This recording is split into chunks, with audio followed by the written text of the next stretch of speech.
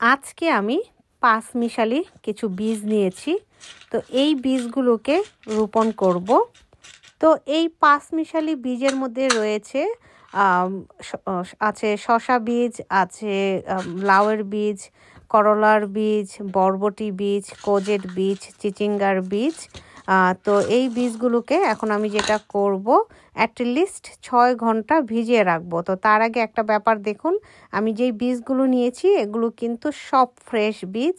এখানে কোনো পুরনো বীজ নেই, কারণ আমরা জানি পুরনো বীজ নিলে সেই বীজগুলো থেকে চারা তৈরি করতে অনেক অনেক সময় লাগে, আবার অনেক সময় চারা তৈরিও হতে চায় না।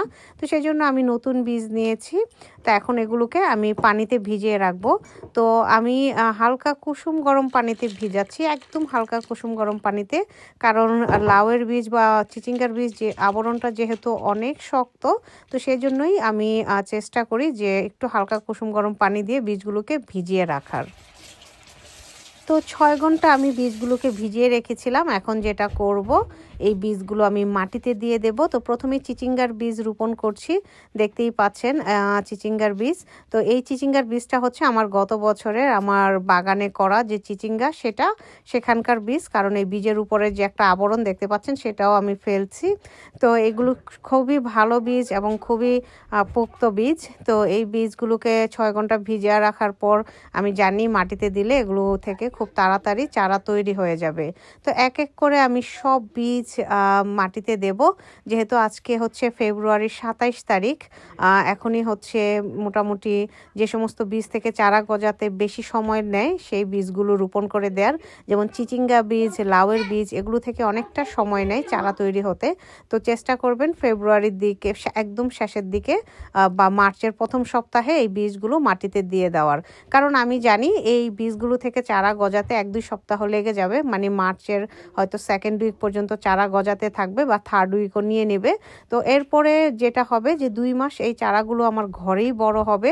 তারপর হয়তো আমি মের শেষের দিকে বা জুনের 1st উইকে এই চারাগুলোকে বাইরে দেব। তো আমি অলরেডি কিছু লাউয়ের বীজ এবং করলার বীজ থেকে চারা তৈরি করেছি, কারণ আপনারা যারা আমার চ্যানেলটা দেখেন হয়তো দেখে থাকবেন যে আমার বাগানে একটা পলিটানেল আছে। তো আমি এপ্রিল মাসে চেষ্টা করব সেই চারাগুলোকে আমার পলিটানেলের ভিতরে দেওয়ার জন্য। আর যেহেতু এপ্রিল মাস থেকে কিছুটা গরম পড়ে, বাইরে বাতাস থাকে কিন্তু পলিটানেলের ভিতরে তো আর বাতাস যায় না, আমরা জানি। তো বাইরে যতটা গরম পড়বে পলিটানেলের ভিতরে হয়তো এর দ্বিগুণ গরমটা পাবে। সেজন্যই কিছু লাউয়ের বীজ থেকে চারা তৈরি করা এবং করলার বীজ থেকে চারা তৈরি করা। আর এখন যে বীজগুলো আমি মাটিতে দিচ্ছি আর এগুলো থেকে যখন চারা তৈরি হবে, এই সবগুলোই আমার বাগানেই থাকবে। এগুলো আর পলিটানেলের ভিতরে থাকবে না, এগুলো একদম বাইরেই আমি রোপণ করে দেব। তো দেখতেই তো পেলেন, আজকে ফেব্রুয়ারির 27 তারিখ শুরু করে দিলাম আমি বীজ রোপণ আমার বাগানে, মানে বাইরে যে সমস্ত চারাগুলো দেব সেগুলো।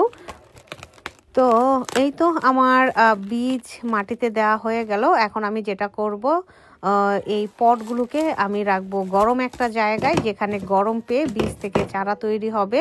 তো সেক্ষেত্রে আমরা যেটা করতে পারি, হিটারের উপরে রাখতে পারি, বয়লার রুমে রাখতে পারি, বা আরও যে জায়গাটাতে আমাদের ঘরের যে জায়গাটা সব থেকে বেশি গরম থাকে আমরা চাইলে সেই জায়গাটাতে এই পটগুলো রাখতে পারি। তো এখন আমি রেখে দিচ্ছি এগুলোকে আমার হিটারের উপরে। তো যখনই চারা তৈরি হয়ে যাবে আপনারা দেখতে পাবেন, আমি পরবর্তী ভিডিওতে আপনাদের সাথে শেয়ার করব। তো আশা করি আপনারা আমার চ্যানেলের পাশেই থাকবেন। তো আজকের মতো এই পর্যন্তই।